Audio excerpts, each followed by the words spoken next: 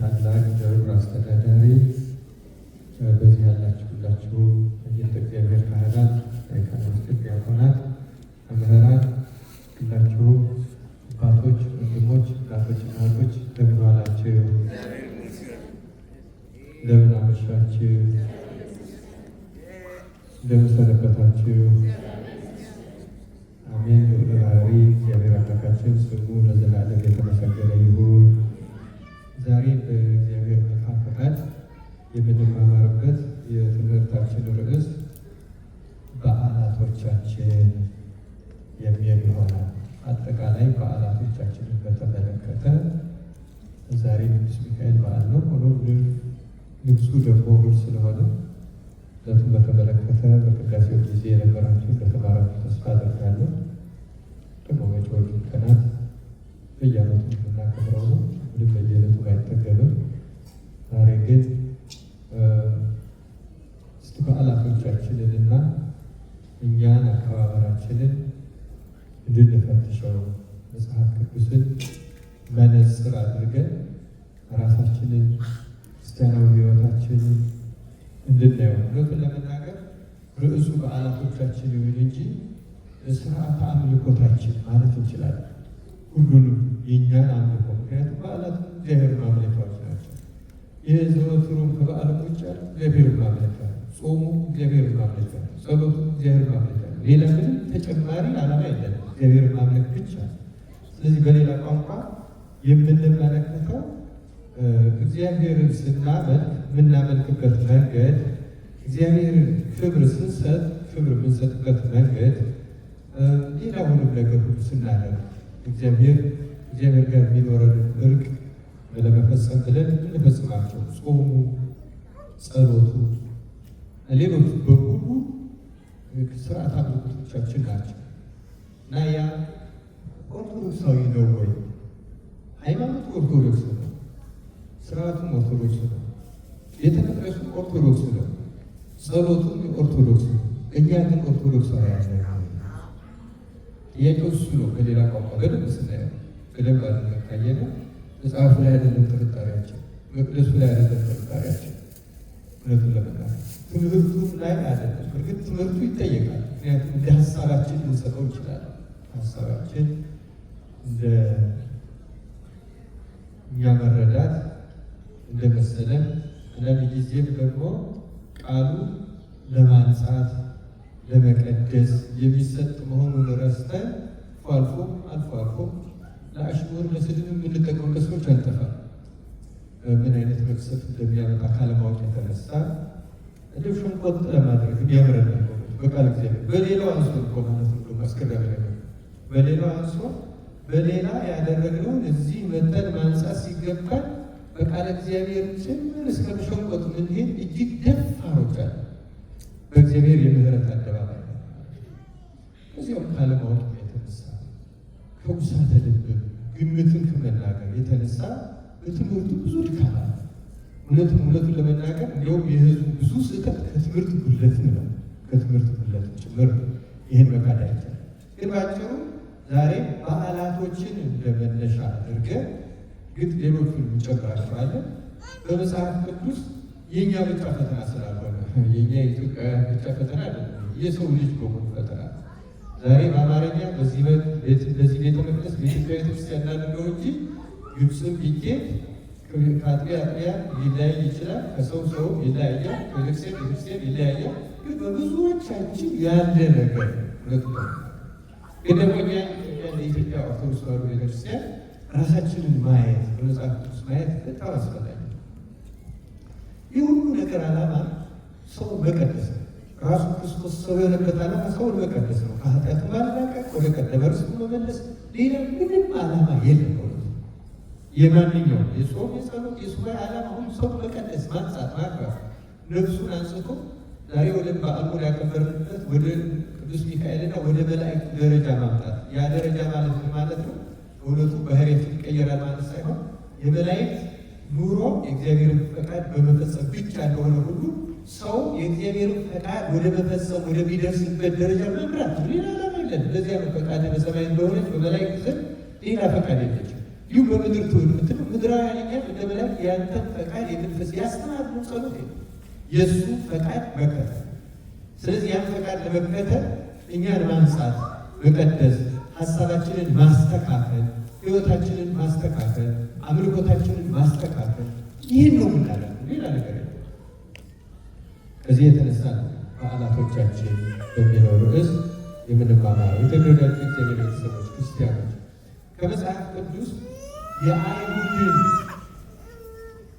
ህይወት የአይሁድን ስርዓት አምልኮ መነሻ አድርገን ነው እኛ ለራሳችን የምናየው። ምክንያቱም በደንብ የተጻፈው ስለነሱ ስለሆነ እንዲህ ይላል መጽሐፍ ቅዱስ። ትንሽ ላንብላችሁ 4 ጥቅሶች በተከታታይ ከዮሐንስ ወንጌል ላይ በንባብ አሰማችኋለሁ። ስለ አይሁድ የፋሲካ በዓል የተጻፉ ናቸው። ለምንድን ነው ስለዚህ የምናነበው? ጌታችን መድኃኒታችን ኢየሱስ ክርስቶስ በስጋዌው ተገልጾ በሚያስተምርበት ጊዜ የተከበሩ የፋሲካ በዓላት አሉ። 3 ዓመት ማስተማሩንም ምልክት የሚሆነ ዮሐንስ ወንጌል ነው። እሱም በዚያ ጊዜ ጌታ በሚያስተምርበት ጊዜ ከነበሩት ፋሲካዎች ቢያንስ 3ቱ በግልጽ በጉልህ በተረዳ ወንጌሉ ላይ ተመስክረው፣ ስለዚህ ቢያንስ 3 ዓመት ማስተማሩ እነዚህ ምስክሮች ናቸው። ከዚያ በላይ መቆየት እና አንዱ ወንጌል ነው ምስክሩ። ጌታ 3 ዓመት አስተምረዋል ሲባል፣ ስለዚህ ከመጀመሪያው ፋሲካ ከዮሐንስ ወንጌል ምዕራፍ 2 ጀምሮ የተጻፈውን ባጭር ላንብላችሁ። እንዲህ ይላል፣ የአይሁድን ፋሲካ ቀርቦ ነበር፣ ኢየሱስም ወደ ኢየሩሳሌም ወጣ። ያቀርባል። የማን ፋሲካ ይላል? መልሶልኝ እስኪ።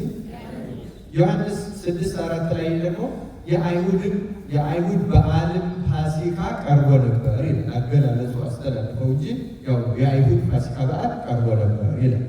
ሶስተኛም ዮሐንስ 7 ላይ 2 ላይ የአይሁድም የዳስ በዓል ቀርቦ ነበር ይላል። አሁን ደግሞ ማንን አመጣ? የዳስ በዓል።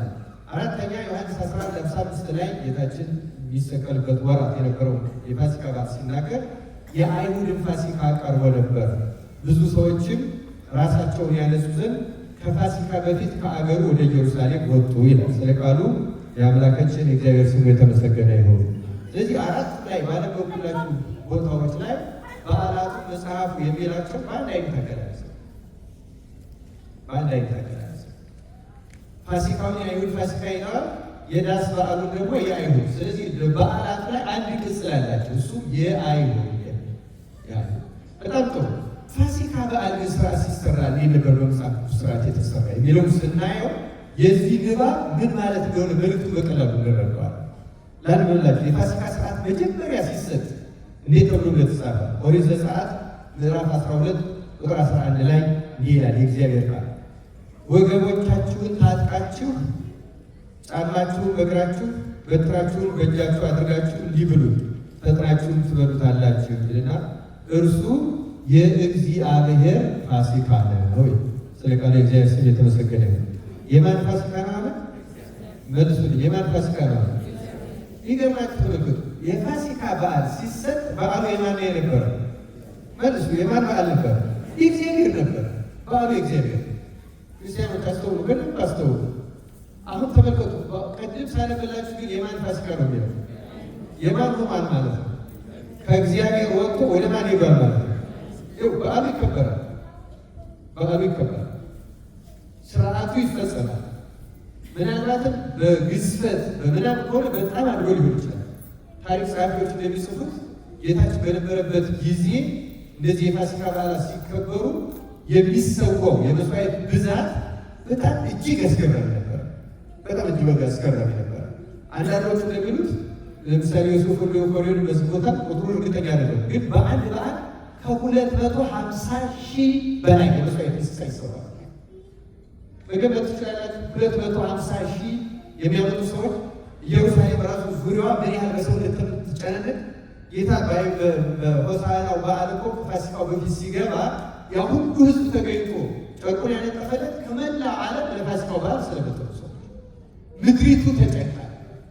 ሌላው ቀርቶ የመስዋዕቱን እንስሳ አሁን መጽሐፍ ቅዱስ ላይ በዚህ በተለይ በዐቢይ ጾም 2 ሰንበታት፣ አንደኛው ምኩራብ የሚባለው፣ ሁለተኛው ሆሳዕና ላይ ጌታ ቤተ መቅደስ መግባቱንና ምን ማለቱን እናነባለን።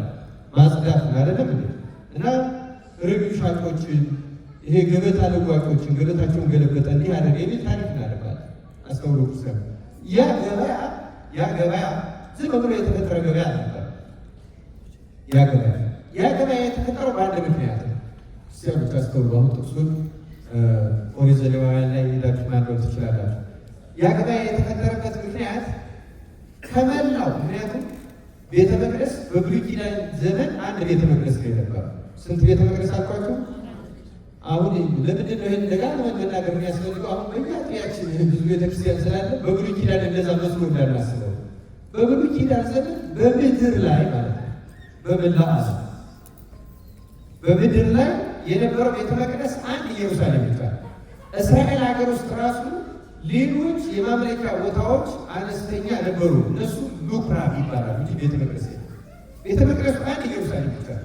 ስለዚህ ተመልከቱ፣ አበይቱ በዓላት ለማክበር የሚወጡበት ወይም እውነተኛው ስርዓት አምልኮ የሚፈጸምበት ትክክለኛው ቦታ ኢየሩሳሌም ቤተ መቅደሱ ያለበት ቦታ።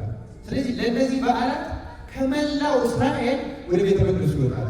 ከቤተ መቅደሱ ሲወጡ ለምሳሌ ከሰሜን እስራኤል የሚመጣው ሰው የመስዋዕት እንስሳ ከዚያ ከሰሜን እስራኤል ከናዝሬት ከገሊላ ነርቶ ወደ ቤተ መቅደሱ ወደ ኢየሩሳሌም ቢመጣ አንደኛ ከሳምንት እስከ 10 ቀን ጉዞ ይፈጅበታል። በዚህ ጉዞ መስዋዕቱ ይደክምበታል፣ እንስሳው ይደክምበታል፣ ይንገላታበታል። ስለዚህ እግዚአብሔር ስራ አሰራላቸው። ምን አለ? ለመስዋዕት የምታቀርቡትን እንስሳ እዛው አካባቢ ሽጡና ኢየሩሳሌም ዙሪያ ሌላ የመስዋዕት እንስሳ ግዙ። በዚያ ተመልከቱ። ስለዚህ ቤተ መቅደሱ አካባቢ በሬ፣ ላም፣ በግ የሚሸጥበት ገበያ የተፈጠረው በዚህ መሰረታዊ ምክንያት ከመላው እስራኤል የሚመጡት እንስሳቸውን፣ በጋቸውን፣ በሬያቸውን በስፍራቸው ገበያ ይሸጡትና በዚያው ዋጋ በዚያው ልክ ለመስዋዕቱ ተመልከቱ። አሁን ያ ገበያ ለሌላ ጉዳይ አይደለም ማለት ነው። ተመልከቱ፣ ለሌላ ንግድ አይደለም፣ ለሆቴል ለምናምን የተቋቋመ አይደለም። የእግዚአብሔርን አምልኮት ለመፈጸም የተደረገ ክርስቶስ የጠላው ያንን ነው። አልወደደላቸው። ስርዓቱን ያዘዛቸው እሱ፣ ስርዓቱን የሰራላቸው ትእዛዙን ያዘዛቸው እሱ። የሚፈጽሙበት መንገድ ግን ተበላሽቶ ነበር። ወደ ግል ጥቅም ማስከበሪያ ተሸጋግሮ ነበር። ስለዚህ እግዚአብሔር ያንን ስላልወደደው እየገለበጠ በጅራፍ እየገረፈ ቤቴ የጸሎት ቤት ይባላል፣ እናንተ ግን የወንበዴዎች የሌቦች ዋሻ አደረጋችሁት ያለ እየገረፈ ያወጣውና ያጸዳው መጀመሪያ የገበያው ስርዓት እሱ ፈቅዶት እያለ እነሱ ግን ተመልከቱ፣ እሱ ባዘዘው ስርዓት ሳይሆን ለእነሱ በሚስማማ መንገድ ስለሚፈጽሙ እግዚአብሔር ደስ ተሰኘ። ስለዚህ ክርስቲያኖች አስተውሉ። ፋሲካው ሲሰጥ የእግዚአብሔር ፋሲካ ነበር የሚለው ሌሎቹንም ጥቅሶች ብንመለከታቸው ፋሲካው ሌሎቹን በዓላት ምን ይሉ እንደነበረ በደንብ አድርገን ልናየው እንችላለን። ለምሳሌ ኦሪት ዘሌዋውያን ምዕራፍ 23 ላይ ደግሞ ስለ ሰንበቱ ስለምን የተገለጸው እንዳልነበላችሁ እግዚአብሔር ለሁላችን ማስተዋሉን ያደለው። ለእስራኤል ልጆች እንዲህ ብለህ ንገራቸው፣ ቁጥር 2 ጀምሮ የተቀደሰ ጉባኤ ብላችሁ የምታውጇቸው በዓላቶች ይላል። ምኖች ያለ እግዚአብሔር መልሱልኝ። እነዚህ ቃላት በደንብ ያሏቸው በዓላቶች ይልና የእግዚአብሔር በዓላት እነዚህ ናቸው። የማን በዓላት? አሁን የእግዚአብሔር በዓላት። 6 ቀን ስራ ይሰራል፣ በሰባተኛው ቀን ግን የዕረፍት ሰንበት ነው። የተቀደሰ ጉባኤ ይሆንበታል። ምንም ስራ አትሰሩ፣ በምትኖሩበት ሁሉ ለእግዚአብሔር ሰንበት ነው ይላል። አሁንም ሰንበትን ለእግዚአብሔር ሰንበት ነው ይላል። እነዚህ የእግዚአብሔር በዓላት በየዘመናቸው የሚታወጇቸው የተቀደሰ ጉባኤ ናቸው። በመጀመሪያው ወር በ14ኛው ቀን ሲመሽ የእግዚአብሔር ፋሲካ ነው። ተመልከቱ፣ ፋሲካውን አሁን የማን ፋሲካ ነው? የእግዚአብሔር ፋሲካ ነው። በዚህም ወር በ15ኛው ቀን ለእግዚአብሔር የቂጣ በዓል ነው። 7 ቀን ቂጣ እንጀራ ብሉ ይላል። ኦሪት ዘጸአት ምዕራፍ 30 ላይ ደግሞ ስለ ዕጣን መስዋዕት እንዲህ የሚል ቃል አለ። እግዚአብሔር ሙሴን አለ፣ ጣፋጭ ሽቱ ውሰድ፣ የሚንጠባጠብ ሙጫ፣ በዛጎል ውስጥ የሚገኝ ሽቱ፣ የሚሸት ሙጫ፣ ጥሩ ዕጣንን ውሰድ፣ የሁሉም መጠን ትክክል ይሁን። በቀማሚ ብልሃት እንደተሰራ በጨው የተቀመመ ንጹሕና ቅዱስ ዕጣን አድርገው። ከእርሱም ጥቂት ትወቅጣለህ፣ ታልመውም አለ። ከዚያም ወስደህ አንተ በምናገኝበት በመገናኛው ድንኳን ውስጥ በምስክሩ ፊት ታኖረዋለህ። እርሱም አንተን በምገናኝበት በመገናኛው ድንኳን ውስጥ በምስክሩ ፊት ታኖረዋለህ። እርሱም የቅዱሳን ቅዱስ ይሁንላቸው ይላል። ስለ ቃሉ እግዚአብሔር ስሙ የተመሰገነ ይሁን። እንደርሱ የተሰራ ዕጣን ለእናንተ አታድርጉ፣ በእናንተም ዘንድ ለእግዚአብሔር የተቀደሰ ይሁን። ሊያሸተው እንደርሱ የሚያደርግ ሰው ከሕዝቡ ተለይቶ ይጥፋ ይላል። ስለ ቃሉ እግዚአብሔር ስም የተመሰገነ። አስተውሉ ክርስቲያኑ። አሁን ስለ ዕጣኑ ነው ስርዓት፣ ሙጫው፣ ሌላው ነገር 4 ነገሮችን ጠርቶ እኩል አመጣጥረህ ቀድመህ አዘጋጅ ብላል። ይሄ የተቀደሰው ቅዱስ ይሁንላችሁ ብሎ ዕጣኑንም ለእግዚአብሔር የተቀደሰው ቅዱስ ያደርገዋል። ግን እንዲገርማችሁ ነገር በኋላ ትንቢተ ኢሳይያስ ላይ እንደገና ዕጣናችሁን ጠሉ ይላል እግዚአብሔር። እንዲህ አድርጎ ስርዓት ከሰራ ከተቀደሰው የተቀደሰ ይሁንላችሁ ካለ በኋላ ትንቢተ ኢሳይያስ ምዕራፍ 1 ቁጥር 13 ላይ እንዲህ ይላል፣ ምናምንቴውን ቁርባን ጨምራችሁ አታምጡ፣ ዕጣን በእኔ ዘንድ አስጸያፊ ነው ይልና መባቻችሁንና ሰንበታችሁን በጉባኤ መሰብሰባችሁን አልወድም። በጣም ይገርማል። አልወድም ነው የሚለው። በጉባኤ መሰብሰባችሁን ምን አላደርግም? በጉባኤ ተሰብሰቡ ያለው ማለት ክርስቲያኖች አሁን እንደዚህ በበዓላት በጉባኤ እንድንሰብሰብ እኮ የመጽሐፍ ስርዓት እየሰማችሁ ነው አይደለም? ሰንበት ትምህርት ቤቱ 31ኛ ዓመቱ ስለሆነ ብቻ አይደለም መሰብሰብ ያለብን፣ ወይም አጥቢያ 50ኛ ዓመት ስለሆነ እነሱ አይደለም። በማንኛውም በዓላት የክርስቲያኖች መሰብሰብ መጽሐፍ ቅዱሳዊ ግዴታ ነው። ደግሞ የእግዚአብሔር ቃል ታስታውሱታላችሁ። ከእግዚአብሔር ቃል ከኦሪትና ከነቢያት ነው የሚለው። ያው አንዲት ቃል ከምትወድቅ ይልቅ ማንና ማን ቢያልፍ ይቀላል የተባለ የትኛውም ቃል ከምታልፍ ሰማይና ምድር ቢያልፍ ይቀላል። የእግዚአብሔር ቃል በጣም ከባድ ነገር። እነዚያን እያቀለልን የእግዚአብሔር በረከት እንዴት ነው የምንፈልገው? እንዴት ሰው ልናገኘው የምንችለው?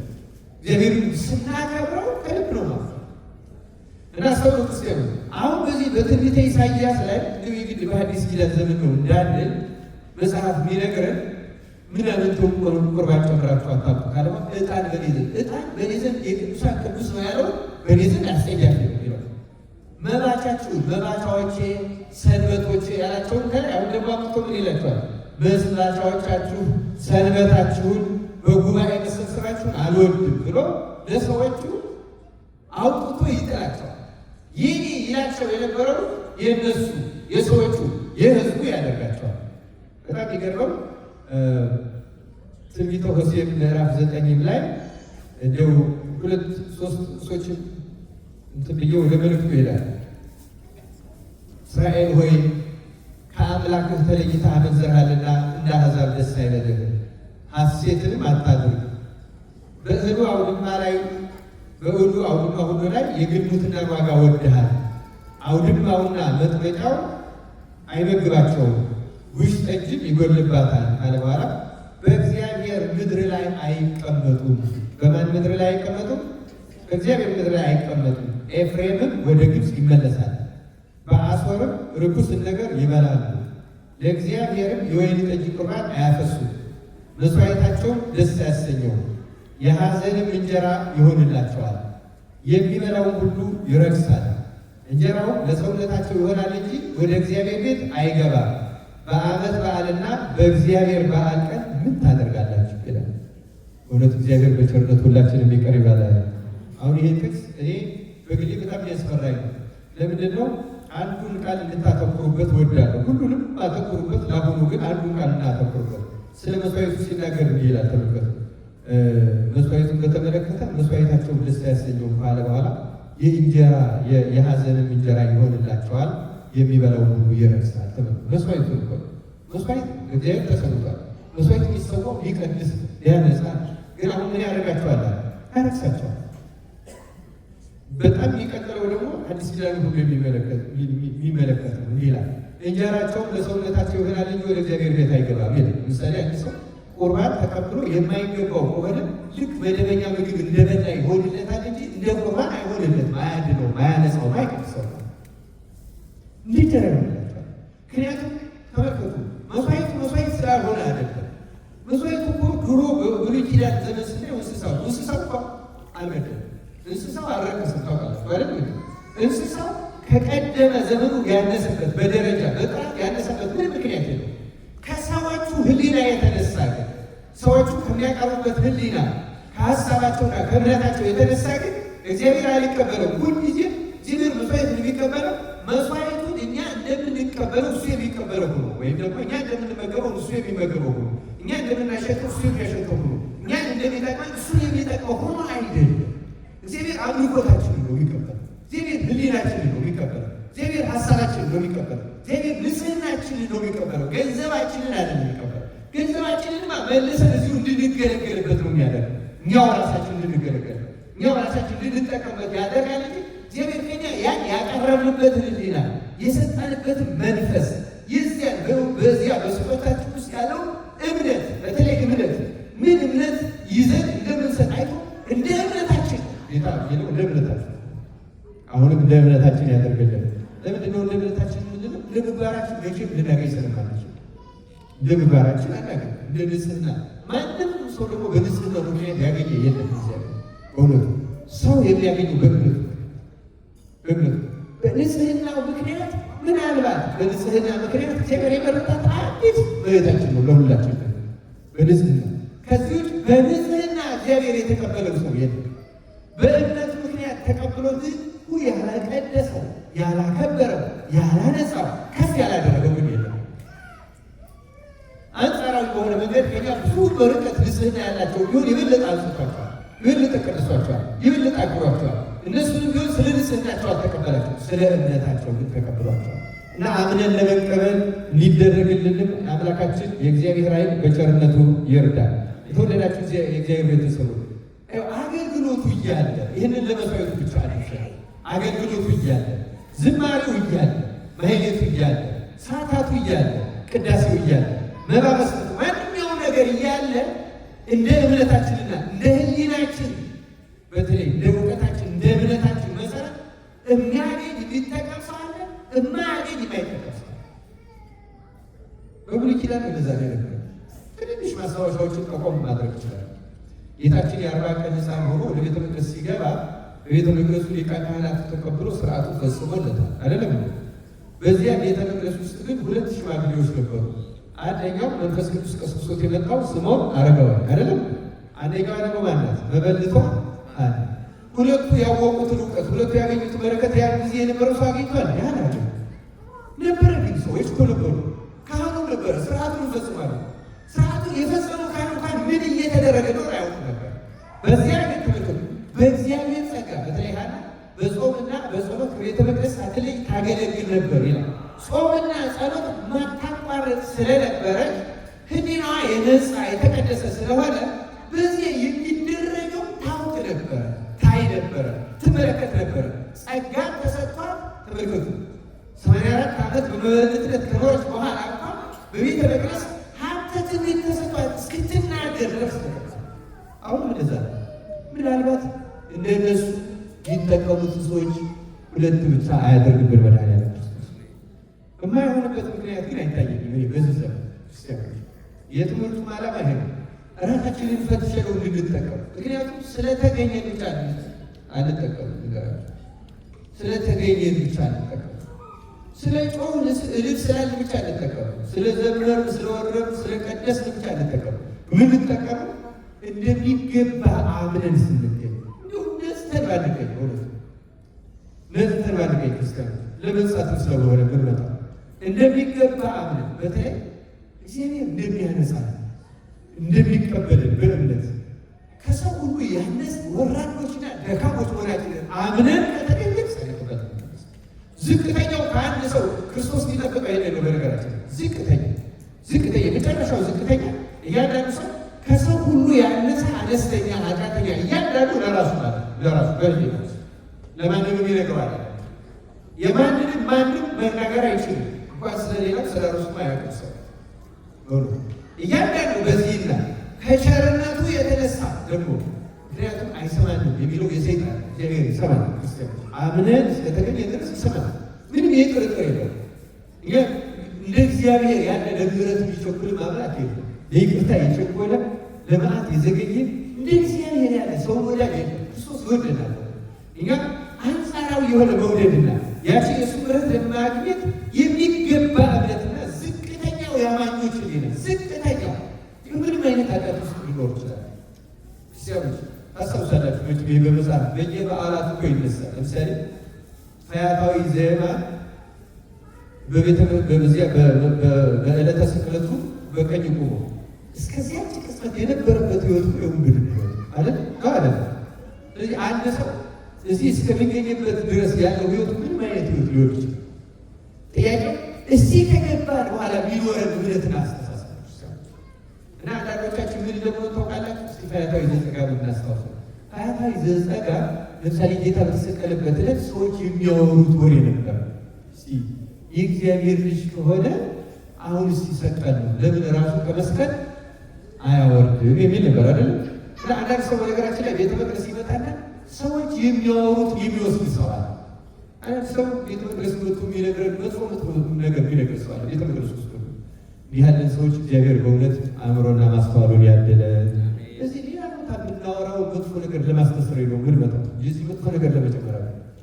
መቼም የኛ ቤተ መቅደስ በነገራችን ላይ እኔ እንዳቅኔ በዓለም ላይ ያላየሁት ለዓለም ቢኖር ላቲን አሜሪካ ነው ብዬ ነው የማስበው። ሁሉንም ሀገር ገብቼ ባላየው በክፍለ ዓለም ደረጃ አውስትራሊያን ጨምሮ ዞር አይቻልም። የሌሎቹ ቤተ መቅደስ አይቻልም። ቤተ መቅደስ ውስጥ ወሬ የሚወራበት ብቸኛው የኢትዮጵያ ኤርትራ ቤተክርስቲያን ሁለት ነገር ቤተ ክርስቲያን ውስጥ ይሄ ከልቤ ነው ነገር እንደ አሳዛኝ ነው። በብዙ ነገር አሳዛኝ ነው ክርስቲያን ይህ መምርመር ራሱ መምር ቁጭ ማንም ሰው ቤተ መቅደስ ውስጥ ቤት ነው። አሁን ቅዳሴ በሌለበት ምን ስርዓት አምልኮ በሌለበት ስንጎበ ሳይለንስ ማውራት አይቻልም። ምክንያቱም ያ ቦታ የወሬ ስራ አይፈቀድ ለቱሪስት እንኳን ነው አይፈቀድ። እኛ ግን የራሳችን ቤተ መቅደስ ውስጥ ልናመልክ በመጣንበት ሰዓት አፋችን ከማውራት ማቆም እንዲገለጽ ተጣጣ ይገርምኛል። ትክስ እኮ የለን። አሁን ቅዱሳን አርምሞ ላይ ባለፈው በዚህ ዓመት በዚህ በኢትዮጵያ ዓመት ኢየሩሳሌም ነበሩ ቤተክርስቲያ እና እዛ ገዳመ ቆሮንቶስን በተለምዶ ቆሮንቶስ የሚባል ጌታ 40 ቀን የጾመበት ቦታ ሄዳችሁ ያያችሁ ታስታውሳላችሁ አይደል? ያ ጌታ 40 ቀን በጽሙና ያሳለፈበት ቦታ እና ግሪኮች ናቸው ያሉት። በዚሁ አጋጣሚ እንደው ለማስታወስ ጸሎታችን ራሱ ስርዓት አለ ታውቃላችሁ አይደል? ስርዓት እንዳለው ታውቃላችሁ። ለምሳሌ የጋራ ጸሎታችን ሁለት አይነት ስርዓት የጋራ ጸሎት፣ አንደኛው ከንፈር ሳያንቀሳቅሱ የሚደግሙት ስርዓት ነው። ለምሳሌ አቡነ ዘበሰማያት ሲባል ማቁተልትም የለም አይባልም። ዝም ብሎ በውስጡ ነው መድገም ያለ የጽሙና ጸሎት። አንደኛው ስርዓት ማንን የማንንም ድምፅ ሳይሰማ እያንዳንዱ ወደ ራሱ የልቡና ቤተ መቅደስ ውስጥ ገብቶ ከእግዚአብሔር ጋር የሚነጋገርባት ስርዓት ናቸው። ይስማችሁን አለ ክርስቲያኑ። አንደኛው የኦርቶዶክስ የጸሎት ስርዓት ይሄ ነው፣ ጽሙና ማለት ነው። ካህኑ አቡነ ዘበሰማያት ሲል ሁሉ በጸጥታ አቡነ ዘበሰማያት ሰላም ለኪ ሰላም ለኪ። ሌላም ከሆነ በእደላ ሲደረግ በእደላ ልክ እንደ ውዳሴ ማርያም በመልካ ማርያም እንደ ዳዊት ለምካይ ሌላ ሲደረግ እያንዳንዱ የራሱ በጸጥታ ቢደረግ ግን ይህን እምነታችን ቤተክርስቲያን አንድ ስለሆነ አንዱ የሚደግመው የሁላችን ቤተክርስቲያን አንድ ስለሆነ አንደኛው ጸሎት የምናቀርብበት በጋራ በማህበር ጊዜ ይሄ ነው አንደኛው ስራ። ጸጥታ፣ ምንም ድምፅ ሳያሰሙ ጸሎቱን ከሚመራው ሰው ትእዛዝ በቀር ማንም ሰው ለጸሎት እንኳን ከንፈሩ ሳያንቀሳቀስ መጸለይ አንደኛው ስርዓት ነው። ሁለተኛው ደግሞ ሁላችንም ድምፅ አውጥተን አንድ ድምፅ አድርገን ለምሳሌ አባታችን ሆይ ስንል አንድ ላይ አባታችን ሆይ በተለይ በዚህ ነው። ለምሳሌ ቅዳሴ የመሰለ ሰዓታት ማህሌት የመሰለ በድምፅ ለምንድነው ያኛው ደግሞ ይሄኛው ምስጢሩ ደግሞ ቤተክርስቲያን አንድ ስለሆነች አንድ አካል አንድ ጉሮሮ ነው ያለው፣ አንድ ድምፅ ነው ያለው። አንድ ድምፅ ሆኖ ማምለክ የስማችሁ አለ ክርስቲያኑ። ይሄን እኛ ካህናት ነን በተለይ የምናበላሸው ጉሮሯችንን ለማሳለስ ስንላሉ ሲለት ያዕቆብ ቤተክርስቲያን በገጠል ሊሆን ስለማያውቀው ቤተክርስቲያን አንድ ድምፅ ናት። አስተካክሎ ነው የሚባለው ጠብቆ እንጂ ድምፅ ሰረር አድርጎ አይሰማም። እንደዛ ማድረግ ያለ ምክንያቱም ቤተክርስቲያን የክርስቶስ አካል አንድ ድምፅ ናት፣ አንድ አፍ ናት። በአንድ ድምፅ ነው መጸለይ ያለ። ተመልከቱ፣ ወይ ለየብቻችን በጸጥታ እንጸልያለን ወይ አንድ ድምፅ ነው መጸለይ። ከዚህ ውጭ በኦርቶዶክስ ሌላ ድምፅ የለም፣ ሌላ ድምፅ የለም። እዚህ ውስጥ እያለ የክርስቶስ አካላት ሌላ ሰዎች አይደለም፣ ሌላ ቦታ የለም ክርስቲያኖች። ስለዚህ አስተውሉ ክርስቲያኖች እንዴት እንደመጸልይ ማለት ነው። አሁን ይህንን ነገር ያነሳሁት የት ጋር እንደሆነ መልሼ ላስታውሳችሁ። ግሪክ ገዳም የያዘው ጌታችን 40 ቀን የጾመበት ቦታ እየነገርኳቸው ያለው ይሄ ማለት ነው። እና ያ ገዳም ስለሆነ በገዳማት እንደምታውቁ በጸጥታ ነው የሚደረግ። ቅዳሴ ካልሆነ ሰዓታት ካልሆነ በቀር የመጀመሪያው ስራ ሁሉም በጸጥታ የሚጸልይ ማንም የማንም ድምፅ አይሰራም። ይሄ ገዳም ስርዓት እና የሚገርማችሁ በገዳም ደግሞ በገዳም ስርዓተ ቅዳሴና ይሄን የመሰለው ካልሆነ በቀር ድምፅ አሰምቶ በጋራ አባታችን ወይ እንደምንለው ማለት አይቻልም። እና እኛ እዚያ ሄደን እንደ አጋጣሚ በጉዟችን 20 ዓመት አርጎ ሞላ ያሉ አባት አብረው ነበሩ። በጉዟችን ማለት ለ20 ዓመት ተናግረው ነው ያውቁ። አሁን ነው የማይናገሩ ተመልሰዋል ወደ ኢትዮጵያ። እንደዚህ አይነት ሰዎችም አብረው ስለነበሩ እግዚአብሔር አመስግነናል። እርግጠዋል ከዚህ በላይ የቆዩ አሉ። አሁንም አሉ በኢትዮጵያ ብዙ አባቶች ብዙ ቅዱሳን አሉ። እና እዚያ ገዳም ሄደን የእኛ ሰው እንዴት ሆኖ ዝም ይላል? እኔ ይገርመኛል። ኧረ ዝም በሉ ግን ኧረ እንዲያው አፈር ግን ምን ነው ጳጳሳት ቢናገሩ ወይ ገባ ታውቃለህ። እዛ ድረስ እኮ ሄደን ነው ልማድ በእውነቱ ይከብዳል። በግንድ ይባላል አይደል? በጣም አስቸጋሪ ነገር መናገር የለመደች አፍ እንዴት እንደምትሆን በክርስቶስ ፊት ምን እንደምንመልስ እንጃ። እግዚአብሔር ዝም ማለትን ያስለመደ ክርስቲያን ለኔ በትክክል ልትወስዱ ትፈልጋለህ። ይህ ቤተ እግዚአብሔር ማምለክ ምን እንደሆነ እግዚአብሔር መፍራት ምን እንደሆነ እንዲገባ ትፈልጋለህ። እግዚአብሔር ለምን እንደሚማረር ለምን በዓላቶቻችሁ እንደሚለ ለምን ፋሲካችሁ እንደሚለ ለምን ሰንበቶቻችሁ እንደሚለ ለምን ዕጣናችሁ ትጸየፋለሁ አለ። ለምንድን ነው ይጠላል?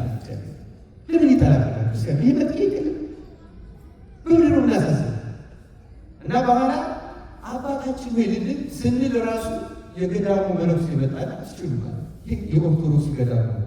እኛ ኦርቶዶክስ እንዳልሆን ማለት ይህ የኦርቶዶክስ ገዳም ነው። መለፍለቃችን ማለት አውቃለች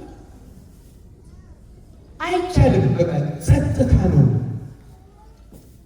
እና ኪፕሳይለ ከሚፕሬሽን ፎር ይሰፋል። እንደዚህ ነው አትችሉ ክርስቲያኖች። እኛ ራሳችንን የምንፈትሸው የኦርቶዶክስ የኢትዮጵያ ኦርቶዶክስ እኔ እንዲያውም በጸሎቱ ጊዜ በምኑ ጊዜ ያለውን ትተን ወሬ ራሱ ካቆምን በእውነት ነው ነገራቸው እግዚአብሔር እንደሚባረክ ማለት እንኳን ክፉ ንግግር ማለት መልካም የሚሆን ማድረግ የለም። እስኪ ቤተ መቅደሶቻችን እናያቸው፣ ሲጸጥታቸውን እንመርምረው። እስኪ እናስበው በእውነቱ በእግዚአብሔር ፊት ነው ያለ እግዚአብሔር ነው ምናምን እግዚአብሔር መቀደዳ ነው። ስቴዲዮም ላይ ያለ ነው፣ መዝናኛ ቦታ ላይ የት ነው ያለ? እና እግዚአብሔር የሚቀለድበት አምላክ አይደለም። ክርስቲያኖች እግዚአብሔር ከኛ ከዘመኑ ሰዎች አሉ በቃ ኮንቴምፖራሪ አይ እግዚአብሔር እንደዛ አይደለም። እግዚአብሔር እኮ ሚልኪያስ እንዳያለው መቼም የማይለወጥ የሚለወጥ ሰው የሚለወጥ ማህበረሰብ የሚለወጥ ፍጥረት እግዚአብሔር አንድ ነው። አንድ በማንኛውም ዘመን ለማንኛውም ሕዝብ ለየትኛውም ቤተ መቅደስ ለየትኛውም ስርዓት አምሮ እግዚአብሔር አንድ። የግብጾች እግዚአብሔር ሌላ፣ የግሪኮች እግዚአብሔር ሌላ፣ የአሜሪካኖች እግዚአብሔር ሌላ፣ የኢትዮጵያ ሌላ አይደለም። እግዚአብሔር አንድ ነው። እግዚአብሔር ነው። እግዚአብሔር ሰው አይደለም። ለዚህ ያለ እንዲሁም ወደኋላ ያለው ላንብላችሁ እንዴት ስለ ጾማችን እንኳን ስለ ጾማቸው ስለ አይሁድ ሲላቸው አሁን አይሁድ ደግሞ ልክ እንደዚህ አብደው ጨቅለት ጾም ሲገባ ክትት ይላል። ከአልጋ ይወርዳል፣ ማቅ ይለብሳል፣ አመድ ይነሰንሳል፣ አዝነው ይጾማል። ልክ እንደዚህ አድርገው ጾሙ እንደዚህ አድርገን ስለ ጾም መስራት አለብን የሚል የትንቢት ልቦና በሀሳባቸው ይላል። ስለዚህ እግዚአብሔር እንዲህ አላቸው። ትንቢተ ኢሳይያስ ምዕራፍ 58 ቁጥር 3 ጀምሮ ስለምን ጾም አንተም አልተመለከትኸንም፣ ሰውነታችንን ስለምን አዋረድን አንተም አላወቅም ይላሉ። እነሆ በጾማችሁ ቀን ፈቃዳችሁን ታደርጋላችሁ። ምናችሁን ታደርጋላችሁ? የማንን ፈቃድ ነው ማድረግ ያለብን? ፈቃዳችሁን ታደርጋላችሁ፣ ሰራተኞቻችሁንም ሁሉ ታስጨንቃላችሁ። እነሆ ይልና ለጥድና ለክርክር ትጾማላችሁ፣ በግፍ ጡጫ ትማታላችሁ፣ ድምፃችሁንም ወደ ላይ ታሰሙ ዘንድ ዛሬ እንደምትጾሙት አትጾሙ። እኔ የመረጡት ጾም ይህ ነውን? ሰው ነፍሱን የሚያዋርደው እንደዚህ ባለ ቀን ነውን? በውኑ ራሱን እንደ ግጫ ዝቅ ያደርግ ዘንድ ማቅንና አመድንም በበታችሁ ያነጥፍ ዘንድ ነውን? በውኑ ይህ ጾም በእግዚአብሔር ዘንድ የተወደደ ቀን ትለዋለህን? እኔ የመረጥሁት ጾም ይህ አይደለምን? ይልና የበደልን እስራት ትፈቱ ዘንድ፣ የቀንበርን ጠፍር ትለቁ ዘንድ፣ የተገፉትን ሣርነት ትሰዱ ዘንድ፣ ቀንበሩን ሁሉ ትሰብሩ ዘንድ አይደለምን? እንጀራህን ስለተራበ ትቆርስ ዘንድ፣ ስደተኞቹን ድሆች ወደ ቤት ታገባ ዘንድ፣ የተራቆተውን ብታይ ታለብሰው ዘንድ፣ ከሥጋ ዘመድህ እንዳትሸሸግ አይደለምን? በእውነቱ አምላካችን እግዚአብሔር በቸርነቱ እርሱን ደስ የሚያሰኘውን ነገር እንድናደርግ በቸርነቱ ይርዳል። አሁን እነሱ ደስ የሚያሰኙት መስሏቸው ማቅ ለብሰው አመድ ነስንሰው እንደ ግጫ ራሳቸውን ዝቅ አድርገው በጣም ተዋረድን ብለው ነበረ። እግዚአብሔር ግን ያንን አይደለም የወደደው። ያንን እንደዚህ አይነት ሱባኤ ገብተዋል እንደዚህ ይዘዋል መባሉን አይደለም የወደደው።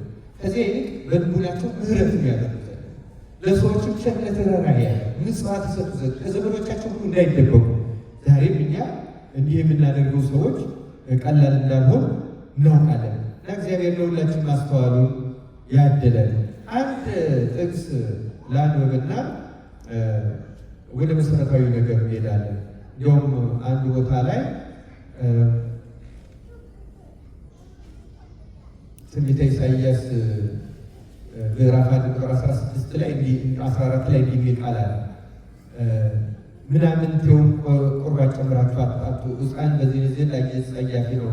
መባቻችሁንና ሰንበታችሁን በጉባኤ መሰብሰባችሁን አልወድም፣ በደልንም የተቀደሰውን ጉባኤ አልታገስም ካለ በኋላ መባቻችሁንና በዓላቶቻችሁን ነፍሴ ጠልታለች።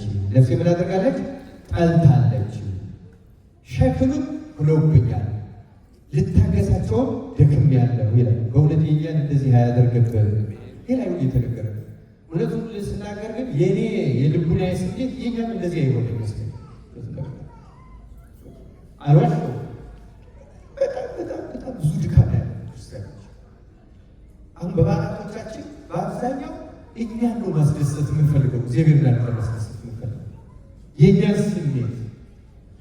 እንዲያው አሁን ኢጎ ራሱ ከግለሰብ የአጥቢያ ኢጎ ወደ መሆን ያደገው ሁሉ ይመስለኛል። የአጥቢያው መዝሙር ልብሱ ይሄ መሆን አለበት፣ ይሄ እንደዚህ መሆን አለበት አይደል? ውድድሮቻችን እንደዚህ ናቸው። እውነት ለመናገር ማለት እንዲህ በታሪካችን ሊሆን ይችላል። ደግሞ ቀድሞ በተተከለ ደግሞ በዚህ አሜሪካ በዚያው ገ እንወዳደራለን። እውነት ለመናገር ነው ውስጡ ትዕቢት የተሞላል። ሁለንተናችን ያማ የተለየ ነው። የዚህ ደብር እንደዚያ ነው፣ የዛ እንደዚህ ነው። እግዚአብሔር እንዴት እንደሚጸይፍብን ነው፣ እንዴት እንደሚያዝንብን። የአጥቢያ የእግዚአብሔር አይደለም እዛ ያለው ሌላ ህዝብ በዛው የራሳችን እኮ ነው። የኛው ቤተ መቅደስ የኛው ህዝብ በአንድ ግዕዝ እየቀደስ በአንድ አማርኛ እየተማረ እኮ ነው። እንደዚህ የምንባባል አስገራሚ ነገር ነው። በአንድ ሊቀ ጳጳስ እየተመራ እኮ ነው። በአንድ ሲኖዶስ እየተመራ እንኳን ያ የድምፁ የሌላ እኮ አይደለም፣ እንኳን ያ የሶሪያው የሌላ እኮ አይደለም። በአንድ ክርስቶስ አንድ ከሆነ እያንዳንዱ ቤተ መቅደስ የቤተ መቅደስ ጋር ክርስቶስ ጋር ከተገናኙ ክርስቶስ ጋር ከተገናኙ ጋር ሁሉ ገናኛል። ክርስቶስ የሚቀበል ከሆነ ክርስቶስ የሚቀበላቸው ጋር ሁሉ አንድነት ይፈጥርልኛል። የምንጸልየው እንደዚህ አይነት አንድነት ይሰጣል እንጂ እኮ ኩባንያ አይደለም ያዝ። ልክ አንድ ኩባንያ ከአንድ ኩባንያ እንደሚወዳደር ልንወዳደራቸው እንደዛ ነው። በአፈጻጸም ሪፖርት አይደለም እግዚአብሔር የሚሸልም በመንፈሳዊነት የሚቀበል ክርስቲያን እና በዓላቶቻቸው ጠልታለች፣ ነፍሴ ጠልታለች፣ ሊሸከማቸው ከብዶኛል። አሁን እግዚአብሔር የሚፈራው አምላክ ነው። ምኑን ሲሸከማ ግን የእኛን ሕሊና ሲያየው የምናደርግበትን መንገድ ሲያየው ሰዎችን ተጸየፈ። በመጽሐፍ የተጻፈው እንድንገሰስበት፣ እንድንመከርበት፣ እንድንቃናበት ከዚያ ከቃንተን እንድንጠቀም እንድንቀደስ ምን ባለው ዛሬ ያዛል ሕሊናችን እያጸዳል ሌላ መንፈስ ውስጥ አስገብተናል። ቅድም እንዳልኩት ነው። መጽሐፍ ላይ አንድ ችግር የለም። ቅዳሴያችን ላይ ስታታች ምስጋናችን ማህሌታችን ምንም ችግር የለም። ችግር ያለው ይህ ነው። ከአገልጋዮቹ ከምዕመናን ከሁላችን እግዚአብሔርን እያመለክ ነው። ማምለክም አለብን እንጂ ሌላ ስራ ይሰራል። ቲፎዞ ሆነን አይደለም የመጣ በድጋሚ አሁን ቅዱስ ሚካኤል እዚህ ሚካኤል አጥቢያ እንደዚህ በጣም የሚገርም ነገር ብዙ ነገራችንን መፈተሽ አለ። እኔ በበዓላታችን አልኩት እንጂ እዚህ ሀገር ጋር ቤተ መቅደስ አስተያየማችን ምናምን አሁን ዳግሜት እንትን የምንለው አለ አይደለም። እሱ የታወቀ ነው፣ ማርኬቲንግ ነው። እውነቴን ነው። እስና መግባት ያለ በራሱ ታቦቱ ሰማያዊቱ ጻድቅ እኮ ቤት ይባላል። የት ቦታ ያው ሃይማኖት ለመትከል ዳግም ደብረ ነው ሳይሰሩ አያስፈልግም። ሲሆን ለመትከል ዳግም አክሱም አያስፈልግም። አክሱም ለምን ትደገማለች? ሁሉም ቦታ ተሄደ አክሱም እንደ አክሱም ይላርካል ይቀጥላል። ምንድን ነው ችግሩ? በጣም ማስተካከል ሆኖ እንዳለ አሁን አይሁን ተመልከቱ። ሌላ ሃይማኖት ውስጥ አልገቡ።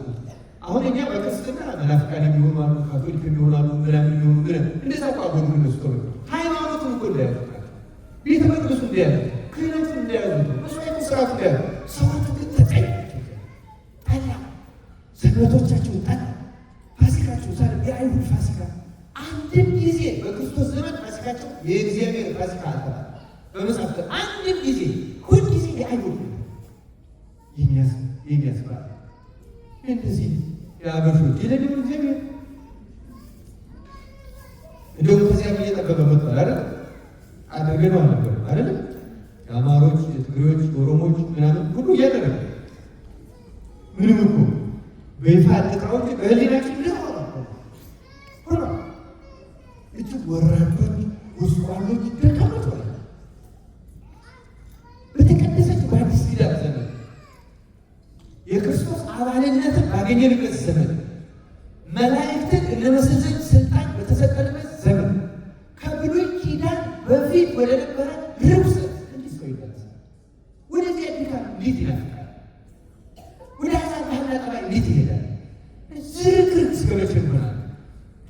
እንደፈለገ አሁን አሜሪካ ያለው ሰው በአሜሪካ ስርዓተ ማህበረሰብ ሜንታሊቲ ቤተ መቅደስ መብቴ ነው ይላል። በእግዚአብሔር ቤተ መቅደስ ውስጥ ማንም ሰው መብት የለውም። የመታዘዝ ግዴታ ያለ በእግዚአብሔር ቤተ መቅደስ ውስጥ በዚህ ጌታ አንድ ብቻ ነው። እሱ እግዚአብሔር ነው። ማንም ባሪያ ነው፣ ማንም ልጅ ነው፣ ማንም ታዛዥ ነው፣ ማንም አገልጋይ ነው። ከዚያ ደግሞ ስርዓት አለቀጠ። በመላእክት ዘንድ እንኳን ሊቃነ መላእክት አሉ። አሁን በመላእክት የፈቃድ ልዩነት የለም። የእርሻ የንግድ ውድድር የለም። በሊቃናት አሉ ስርዓት ነው። በእኛም እንደዚያ ነው። ስርዓት አለ፣ ሊቀ ጳጳስ አለ፣ ካህን አለ፣ ዲያቆን አለ፣ ምዕመን አለ። አይደለም ድርጅት ጠብቆ መስማማት ያስፈልጋል። ለምንድን ነው እዚህ ያለው ቤተክርስቲያኖቻችን የሚቸገሩ? ለምን ይመስላችኋል? መስዋዕት ነው። ክርስቲያኖች መሆን ስላልቻለ ሌላ ምንም ምክንያት የለም። ክርስቲያኖች መሆን ስላልቻለ ነው። ይህን እርግጠኛ ነው። ተጠቀና አውቃለሁ እሱ ስለማላውቃለሁ አጥቢያ ማለት ነው አውቃለሁ እሱ አወዋጭ ተዋጭላችሁ ትክክል። ግን እግዚአብሔር በዓላቶቻችሁ፣ ቤተ መቅደሳችሁ፣ አደረጃጀታችሁ፣ አሰራራችሁ ይሄ ጎል ምፍታችን ይበጠቃል። ኢንስቲትዩሽን የእግዚአብሔር ቤተ መቅደስ ኢንስቲትዩሽን አድርገን ኤክስፕሎይት ማድረግ በፈልግ ሰዎች ብዙ ድካም ያለ ብዙ ድካም ያለ ማን ይገስጸን? ማን ይንገረን? ማን ነው የሚነግረን? ማን ነው የሚነግረን? እግዚአብሔር በምን መንገድ ነው የሚነግረን? እንዴት ነው የምንማረው? እንዴት ነው የምናስተካክለው? እውነተኛ የአምልኮ ቦታ መሆኑ ልቦናችን የሚቀበለው መቼ? ከቤተ መቅደስ ውስጥ መጣላት የምናቆመው መቼ? መቼ ነው መነቃቀፍ ሲሆን እንዳልኳት በፍጹም ጸጥታ ገብተን ወጣ። የመነጋገር አያስፈልግም፣ መወያየት አያስፈልግም፣ ለቤተ ክርስቲያን ስርዓት መቅናት አያስፈልግም፣ ነገሮች ማስተካከል አያስፈልግም እያልኩ አይደለም። ግን እነዚህ ሁሉ ስርዓትና መንገድ ናቸው። መጀመሪያ ቤተ መቅደሱ ቤተ መቅደስ ማለት እግዚአብሔርን በእውነት ማምለክ፣ በዓላት ማድረግ፣ የተመስጦ ማድረግ፣ ዝማሬው ደግሞ መዘምራው ደግሞ ዘፈን መሆን የለበትም። ስለዘፈናል፣ ስለጨፈርናል፣ ከበሮይዝን ስለዘለናል፣ የእኛን የዘፈን ፍላጎት ስለተወጣን ስላረካናል እግዚአብሔር ጽጥታል።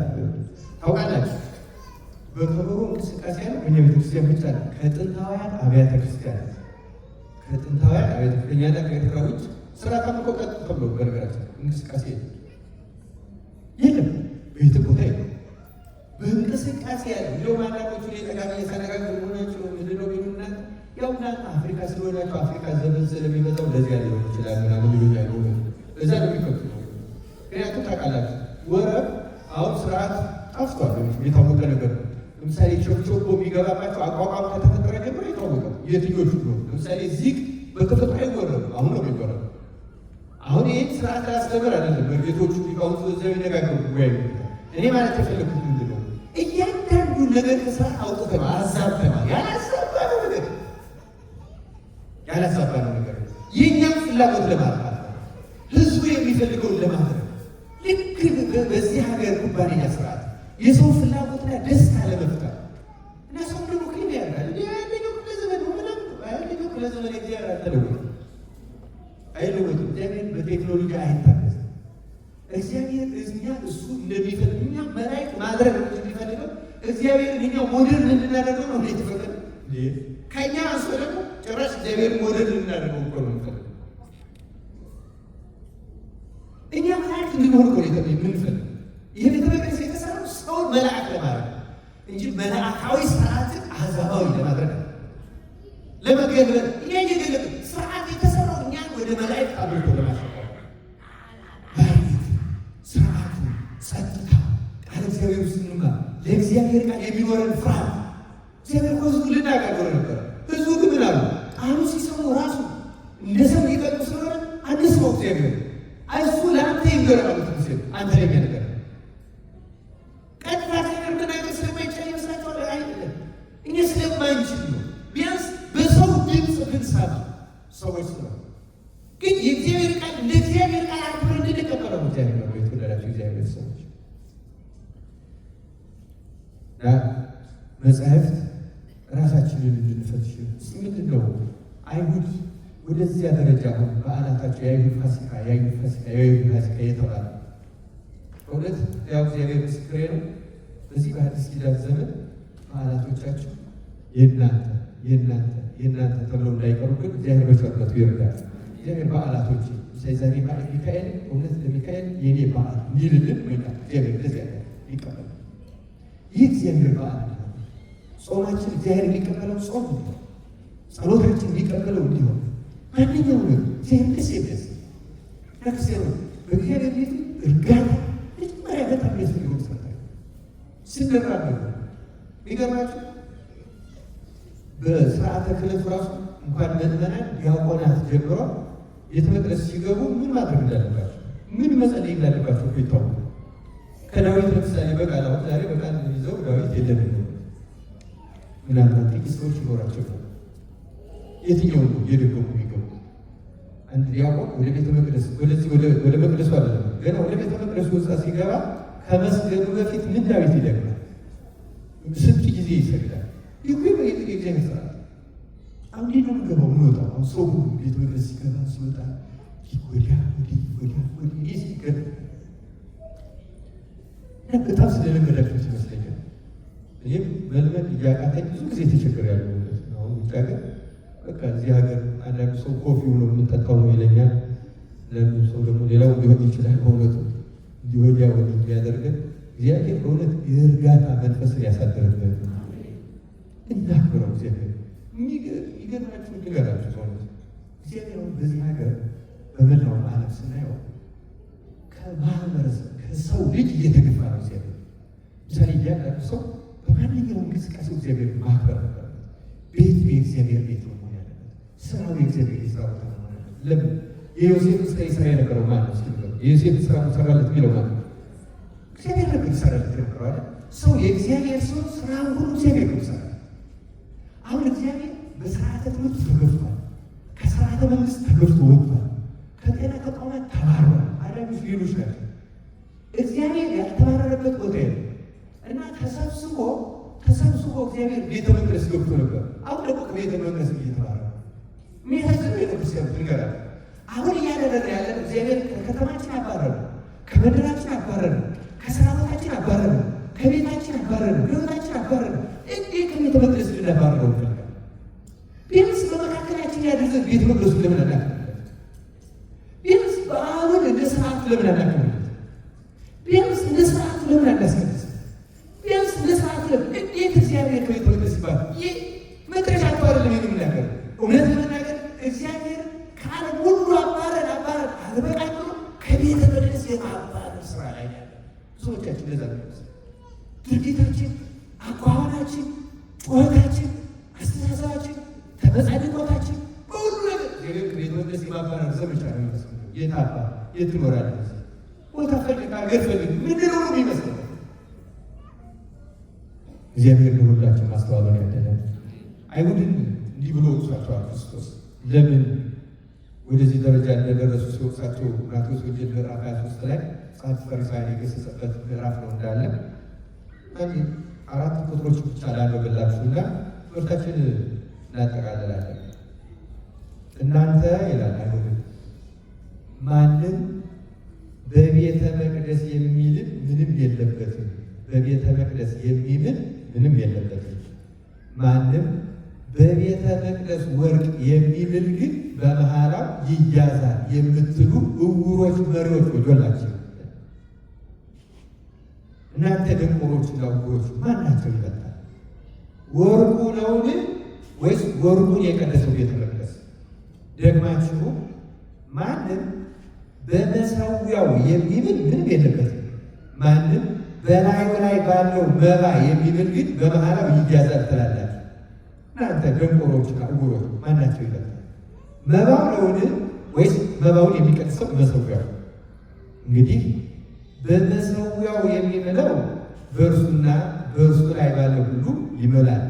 በቤተ መቅደስም የሚምለው በእርሱና በእርሱ በሚኖረው ይምላል። በእርሱና በእርሱ በሚኖረው በቤተ መቅደስ የሚኖረው ማን ነው? ማን የሚኖረው? ይገርማችሁ አይሁድን ሁሉን ነገር የእናንተ ነው ብሏቸው፣ ፋሲካው የእናንተ፣ ሰንበታችሁ፣ በዓላታችሁ፣ ምናምናችሁ ብሎ ቤተ መቅደሳችሁ የሚል ቃል ግን አልተጠቀመም። ቤተ መቅደሱ የማን ነው? የአባቴ ቤት። የምን ቤት ይባላል? ቤተ መቅደስና መሠዊያ አሳልፎ ሰጠ ክርስቶስ። ቤተ መቅደሱና መሠዊያው ለማንም አልሰጠም። ቤተ መቅደሱ በእርሱና በእርሱ ቢሆን። አሁን የአይሁድ ችግር ምንድን ነው ካል ማገላበጥ ማለት ነው። እዚህ እንደሰማችሁት በቤተ መቅደሱ ቢምል ምንም ችግር የለም። በወርቁ የሚምል ግን በመሐላው እያዛገረው ወርቁን የበለጠ አድርገው ተናገሩ። አሁን የሚበልጠውን አሳንሰው የሚያንሰው ምን አደረጉት ማለት ነው? አበለጡ፣ አገላበጡ። የአይሁድ መሰረታዊ ችግር ነው። እኛም ራሳችን በዚህ ጥቅስ ማየት እንችላለን። አላገላበጥ ነው። ለምሳሌ አሁን በቤተ መቅደስ ትኩረት የምንሰጠው ይበልጣል ብለን የምናስበው የት ነው? ለየትኛው የበለጠ ክብር የምንሰጠው? ክርስቶስ እንደዚያ ነው ያላቸው። መባው ነው የሚበልጠው አለ ወይስ መባውን የሚቀድሰው መሠዊያው? መባውን የሚቀድሰው መሠዊያው። ወርቁን የሚቀድሰው ማን ነው? ቤተ መቅደሱ አንድ ጊዜ ያስረከበረ ቀዳሹን ትታችሁ የተቀደሰው ክብር ሰጣችሁ። ወጥሮ ክርስቶስ አገላበጣችሁ፣ ክብሩን አገላበጣችሁ። አሁን እኛም እንደዛ ነው በጣም ክብር ምንሰጣችሁ የተለየ ነገር ምናደርግላችሁ በጣም አነስተኛ ነገሮች ናቸው። ሰብአዊ የሆኑ ነገሮች። የአይሁድ ችግራቸው ግልጽ ነው። ወርቁን ይወዱታል፣ መባውን ይወዱታል። ይገርማል። እኛም እንደዚህ ያደረግት ወርቅ አንጠላ በሆነ ቅዳሴያችን ወርቅን የሚወዱ ይነቀሉ ቢልም እኛ እንተከላለን ነው። ምን ችግር የለም። ሰብተን እንዳልሰማን ቀድሰን እንዳልቀደስ እያገኘን እንኖራለን። ምን ችግር የለም። ይነቀሉ ግን ትኩረታችሁ የቱ ላይ ነው? አሁን ይዩት። አሁን እዚህ ካህናት የምናምን አለ ክርስቲያን አስተውላችሁ እኛ ራሱ ትኩረት ምናደርገው የት ላይ? ለምሳሌ ከአሁኑ ጊዜ የውጭው ጌጥ አይደል ነው አለ ለአለባበስ በጣም ትኩረት የምንሰጠው በጣም ምድራዊ ስጋዊ ለሆነና የእኛን አይምሮት ለሚወስድ ነገር እግዚአብሔር ደስ ለሚያሰኝ ውሳጣዊ ነገር ምን ትኩረት አገላብጣ ጌታ ብሏቸዋል። አይሁድ አስቀድማችሁ የጽዋውን ምኑን አጥሮናል? ውስጡን አጥሮናል። መጀመሪያ ውስጥ ነው መጥራት ያለበት፣ ውስጥ ነው መስተካከል ያለበት፣ ህሊና ነው መስራት ያለበት። እንደዛ ነው ያለ። የተወደዳችሁ እግዚአብሔር ቤተሰቦች ቅድም መግቢያ ላይ እንዳልኩት በዓላቶቻችንን ስናይ፣ ሁሉ ነገራችንን ስናይ፣ ጾም ጸሎታችንን ስናይ፣ ቅዳሴያችንን ስናየው፣ አይነታችንን ስናየው፣ ስርዓታችን፣ መሰብሰባችን፣ ጉባኤያችን ሁሉ ስናየው እነዚህ በጣም አስፈላጊ ነገሮች መሆናቸው የታወቀ ነው። ግን ደግሞ እግዚአብሔር እንደሚፈልጋቸው እየሆኑ ስለመሆኑ ግን ጥርጣሬ ነው። እኛ እንደምንፈልገው ለእኛ ፍላጎት፣ ለእኛ ጠባይ፣ ለእኛ መብት፣ ለእኛ በሚሆን መንገድ ነው ነገሮች የሚሆኑት። እኛ እንዲጠቅሙን አድርገን ብናደርጋቸው ይሻላል። እኛ እንደምንፈልገው ከሚሆኑና እኛ እንደሚያድኑን ከሚሆኑ የትኛው ይሻላል? እኛ የሚያድኑን ቢሆኑ አይሻለንም? እኛ ያን የሚያነሱን የሚያከብር ቢሆን አይሻልም? ክርስቲያን ለዚህ ክርስቲያኖች በዓላቶቻችን ሰንበቶቻችን የት አላለ? ጉባኤያችሁን የተቀደሰ ጉባኤያችሁ ላይ ጉባኤያችሁን ጠልቷል። ሰንበታችሁን ሊሸከሙ አልችልም፣ ደክሞኛል፣ ትከሻዬ ዝሏል። ዛሬ እንደዛ የሚለን ይመስለኛል። እግዚአብሔር በቸርነቱ የምናስተውልበት ወደ ልቡናችን የምንመለስበት ተረጋግተን እግዚአብሔር የምናከብርበት ቤተ መቅደስ የምናደርግበት ዘመን ያደርግልን። እሱ ቤተ መቅደሱን ለማንም አይሰጥም፣ እኛ ግን ያስወጣናል። ክርስቲያኖች ቅድም እንደሰማችሁት ልንቆርብ እንችላለን። ቆርባችን ላይ ለማን ይችላል? ምንም ነገር ልናደርግ እንችላለን። በዚያ ላንጠቀም እንችላለን። ይህን ለማማረት አይደለም የምናገረው። በብዙ ሕሊናችን ወደ ትህትና ሲመጣ እንድንጠቀምበት እየበደልነው እንደሆነ ከተሰማንና የሚያሳፍር ነገር እየፈጸምን ነው ብለን ካለን ይቅር በለን ካለ እግዚአብሔር ከዚህ ሰመላ ይቅር ይለናል። የእግዚአብሔር ለይቅርታ ነው ችግር የለም። ብቻ እንድንመለስ እንድንስተካከል ሕሊናችን ይቀራል። ሕሊናችን አቅንተን ተስተካክለን እውነተኛ የክርስቲያን ልብ፣ እውነተኛ የአማኝ ልብ እንዲኖር አምላካችን እግዚአብሔር ይርዳን። የቆየን። ስብሐት ለእግዚአብሔር።